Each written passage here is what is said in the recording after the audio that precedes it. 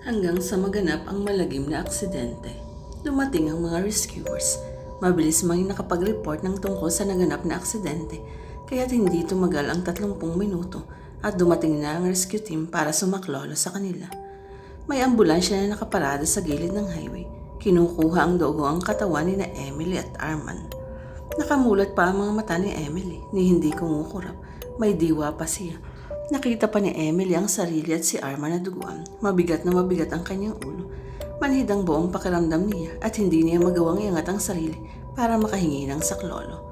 Napupugtuan na siya ng hininga. Damad niya ay may kung anong matalim na bagay na humihiwa sa kanyang dibdib na nagpapalabas ng lahat ng hangin sa kanyang puso. Hindi na siya makahinga. Hindi na niya may galaw ang maski anong bagay. Maski pilik mata, sumunod ay madilim na sandali. Sa emergency room, nilagyan ng mga aparato ang katawan ni Emily. Mahinang-mahina ang pulso niya at ang blood pressure. Mababa ang lahat ng vital signs niya. Tumutugon ang mata niya sa tuwing iilawan ito. Ibig sabihin ay nagre-respond pa siya kahit unconscious. Nagkaroon ng seizure ang buong katawan ni Emily. Bumaba na ng bumaba ang vital signs niya hanggang sa nag-flatline ang monitor. Nagkagulo ang mga doktor at nurse attendants. Pilit nire-revive si Emily. Isinugod si na Emily at Arman sa hospital na pinagtatrabuhan ni na Joaquin at Nadia. Hindi kasi kaya ang kaso nila ng unang ospital na pinagdalhan sa kanila. Si Nadia ang nasa ospital nang mangyari ang aksidente. Hindi makapaniwala ang kapatid sa nangyari sa kanya, lalo't ang kasama pa niya ay si Arman. Sa emergency room sila pilit na ni-revive ng mga doktor. Kasalukuyang naka-duty si Nadia, kaya't personal nitong inasikaso at monitor ang kapatid. Mas stable na ang kalagayan ni Emily. Pero si Arman, mas delikado ang lagay niya.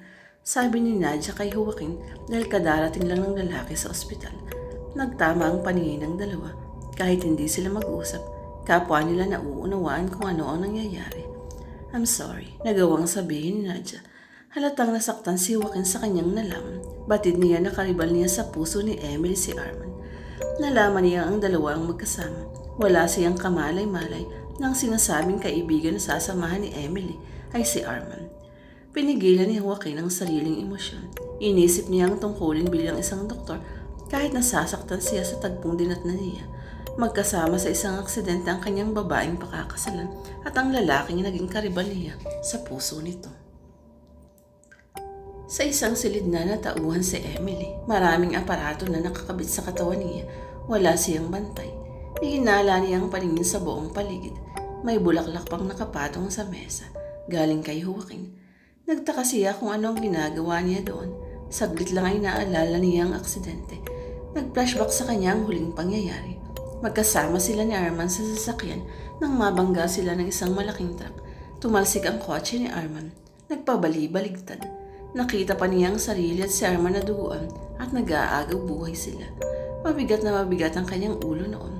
Manhid ang buong pakiramdam niya at hindi niya magawang iangat ang sarili para makahingi ng saklolo. Napupugtuan na siya ng hinanga. Pakiramdam niya ay may kung anong matalim na bagay na humihiwa sa dibdib na nagpapalabas ang lahat ng hangin sa kanyang puso. Hindi na siya makahinga. Hindi na niya magalaw maski ang anong bagay. Maski pilik mata. Sumunod ay madilim na sandali. Iyon ang pinakahuli niyang natatandaan. Ngayon ay gumising siya sa loob ng pribadong silid na iyon. Naalala niya si Arman. Naalala niya ang huling mga sandaling nakita niya ito. Duguan. Walang malay tao. Umangon siya. Kinapa niya ang dibdib. Wala na siyang sakit na nararamdaman. Wala na ang matulis na bagay na tila humihiwa sa kanyang dibdib at nag-uubos ng hangin sa loob niyon. Parang walang nangyari sa kanya. Maayos na ang kanyang pakiramdam. Nagawa na niyang bumaba sa kama at maglakad-lakad. Lumabas siya ng silid. Nakita niya ang isang nurse na dapat sana'y makakasalubong niya. Lumiko ito sa isang pasilyo. Laking pasasalamat niya dahil kung nakikita siya nito'y malamang na pabalikin siya sa kanyang silid. Hindi niya magagawang alamin ang kalagayan ni Arman. Natigilan siya ng mapadaan sa ICU. Nakita niya doon ang kapatid na si Nadia. Naroon din si Joaquin. May ilan pang mga doktor at nurse na nagkakagulo sa isang pasyente. May isang nagpapump sa dibdib nito. Nakita niya na ang pasyente ay walang iba kundi si Arman. Pumasok siya sa loob ng silid. Nakita niyang nakatingin sa kanya si Nadia pero walang sinasabing anuman. Kinausap niya ito. What happened to him? He's dead. Narinig niyang sinabi ni Nadia sa isang nurse. Hindi siya pinansin ni Nadia. Lumabas na ito ng ICU. Batid niyang nagagalit sa kanya si Nadia. Aminado naman siya na kasalanan niya ang lahat ng nangyari. Nagsunuran ng ilang nurse at doktor. Naiwanan si Joaquin. Nakatitig sa katawan ni Arman na wala ng buhay. Joaquin, tawag niya sa pangalan ng lalaki. Narinig niya ang buntong hininga ni Joaquin. Wala itong sinasabing anuman sa kanya. Nahalata niyang ayaw niya siyang kausapin ni Joaquin. Nahalata niya sa mukha nito ang kakaibang lungkot at sakit. I'm sorry. I'm really sorry, Joaquin. Gusto niyang hawakan ang braso at kamay ng lalaki. Pero nawalan siya ng lakas ng loob. Baka tabigin lang nito. Hindi na niya nagawang hawakan ang binata. Humihingi siya ng dispensa kay Joaquin dahil batid niyang nasakitan niya ito. Masakit ang natuklasan nito na magkasama sila ni Arman sa aksidenteng iyon. Pero ano pa ba ang magagawa ng sorry niya? The damage has been done. Binawian na rin ng buhay si Arman. May babalik pa ba niyang dapat sa dati? Walang imik na lumabas ng silid si Joaquin. Batid niyang mahabang panahon bago maghilom ang sugat na nilikha niya sa puso nito. Kung paanong mahabang panahon din ang paghihilom ng sugat sa kanyang puso na nilikha ng kamatayan ni Arman. Nakatitig siya sa mukha ni Arman na noon ay wala ng buhay. Bakas pa rin ang kagwapuhan ng lalaki. Malamig na ang katawan nito. Malayo sa init na ipinagkakaloob sa kanya noong huling gabing magkasama sila. Hindi niya inaasahan na mangyayari ang lahat. Napakabilis ng pangyayari. Iglap na binawi ng buhay ng lalaking nakasalo niya sa pagtataksil. Iglap at natuklasan ni Joaquin ang kanyang kataksilan. Ang kataksilan nila ni Arman. Umagos ang luha niya sa pisngi. I'm sorry, bulong niya sa lalaki. Sinisisi ni Emily ang sarili sa mga nangyari. Kung hindi sana naging mapangasang puso niya, buhay pa sana si Arman. Kung hindi sana niniyaya ang binata na pumunta kung saang lugar na pinagdalhan sa kanya ito, hindi sana nangyari ang aksidente. Ngayon hindi lamang ang puso niyang nawaksak, kundi pati na rin ang lalaking tapat na nagmahal sa kanya. Wala na nga si Arman, mawawala pa rin si Joaquin sa kanya ng tuluyan. Pinuntahan ni Emily ang kapatid sa bahay nito. Dinat na niya itong nag-iisa. Nag-aasikaso ng pagluluto sa kusina. Nakasuot ito ng apron. Nasa ibang bahagi ng bahay ang mga anak nito kasama ang maid. Ate, tawag niya kay Nadia. Nasa likuran siya ng kapatid. Hindi ito lumingin sa kanya kahit batid niyang naririnig siya nito. Nangagalit ka ba sa akin, ate? Wala pa rin tugon na nagmumula kay Nadia. Animoy hindi siya nag-i-exist para sa kapatid at nasasaktan siyang makita ito sa ganoong ayos, depressed at malungkot. Sana mapatawad mo ko. Hindi ko gustong saktan si Joaquin. Hindi ko gustong lokohin siya. Nilapitan niya ito. Diretso lang ang kapatid sa paghihiwa ng gulay. Ate, please. Umagos ang luha sa pisngi ng kapatid. Tila wala itong naririnig. Huminto sa ginagawa. Tumitig sa kawalan. Emily, bulong ni Nadia sa pangalan niya. Bulong na hindi alam kung saan ang direksyon. Hindi sa kanya. Sorry ate, sabi niya kay Nadia. Nagpahid ng luha ang kapatid. Emily, hindi mo sana ito ginawa. Hindi mo sana sinaktan pati ang sarili mo. Halos pabulong na wika nito. Bulong, pero narinig niya. Nauunawaan niya si Nadia. Batid pala nitong maging siya nasasaktan din sa mga nangyayari. Muli umagos ang luha nito. Luhang hindi na mapigilan. Napahagulhol ito ng malakas. Binitiwan ito ang ginagawa. Naglakad ito palabas ng kusina. Naiwanan siya. Hindi pa rin sila nagkakaintindihan. Hindi pa rin ito handang kausapin siya. Nagpasya si Emily na umuwi na muna ng probinsya, sa kanilang hometown, sa kanilang ancestral home. Hindi na rin siya nagpaalam kay Nadia na babalik muna siya sa Dumaguete. Wala siyang pinagpaalaman maski na sino. Pansamantala gusto niyang makalimot. Gusto niyang takasan ng isang bangungot na dinanas ng puso niya. Hinintay lang niya na kunin ng panganay na kapatid ni Arman ang bangkay nito bago siya tuluyang lumabas ng ospital. Hindi na niya gawang magpakilala dahil sa pangamba na makita ang lahat ng galit at pagdaramdam nito dahil naulila sa kapatid. Nakita naman niya na kausap ito ni Nadia. Tulad ng dati, inaabogado siya ng kapatid sa mga taong nasaktan niya.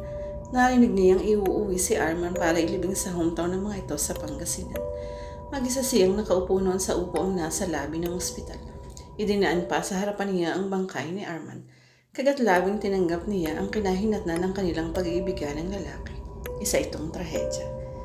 Tinatnan niya si Manang Aning, ang katiwala ng kanilang ancestral house, sina Mama at Dad.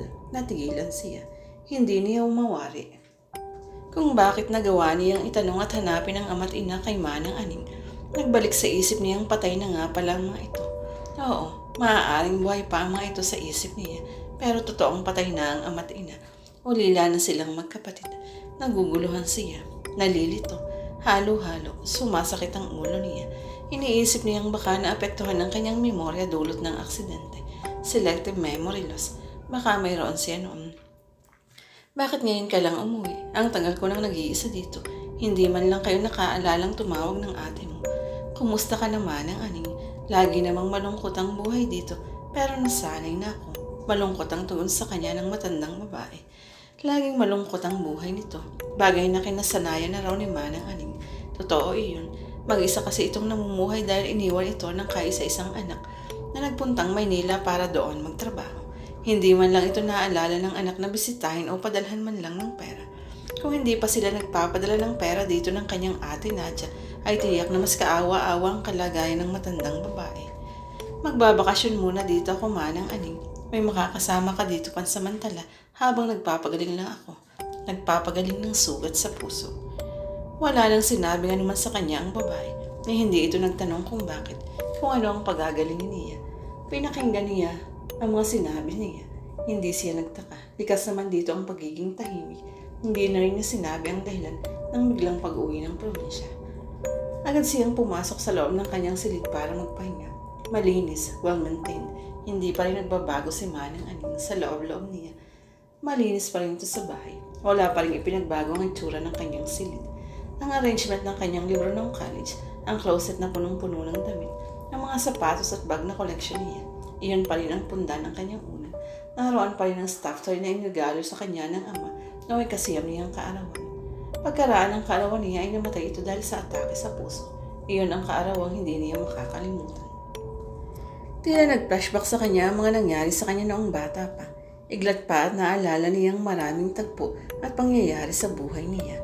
Parang eksena sa pelikula. Nasa gitna siya at sa paligid niya ay iba't ibang mga pangyayari at yugto ng buhay niya. Pinalilibutan siya ng sari-saring alaala ng kanyang nakaraan, ang kanyang kabataan, ang kanyang unang pag-ibig na si Alfred, ang kanyang debut party na ang tiyuhin na ang kanyang lasdan, sa halip na ang ama. Maraming mga ala-alang iniwan sa bahay na iyon at ngayon ay kanyang binabalikan. Napasulyap siya sa wrapper ng chocolate. Naalala niyang pasalubong iyon sa kanya ng ama, minsang nag-out of the country ito. Itinago niya bilang ala-ala sa ma. Ganon ka-attach sa mga bagay na material si Emily. Naniniwala siyang lahat ng bagay sa kanyang paligid ay may kaugnayan at kinalaman sa kanyang sarili, sa kanyang nakaraan at sa kanyang patutunguhan. Bigla niyang naalala na hindi pa siya kumakain ng hapunan. Tiyak ni Emily na masarap pa rin magluto si Manang Aning, pero alam niyang kahit ihanda pa ni Manang Aning ang paborito niyang pagkain, hindi pa rin siya gaanong makakakain. Hindi siya nagugutom. Ewan kung bakit hindi siya nakakaramdam ng gutom. Hindi niya maramdamang may pangangailangan siyang kumain dulot ng matinding depresyon na nararamdaman. Kabisado na niyang pagkain na ihahanda sa kanya ni Manang Aning. Adobong manok sa gata na maraming sahog na hilaw na papaya, pesang dalag at pritong dalagang bukid. Iyon ang mga pagkain na namimiss niya mula nang tumira ng Maynila. Hindi na niya namalayan ng sumunod na oras. Hindi na nga niya matandaan kung nakakain pa siya o hindi na. Basta nakatulog na siya sa malambot na higaan. Mahimbing ang kanyang pagtulog nung una hanggang sa unti-unting gumigitaw sa mukha niyang matinding pagkabalisa.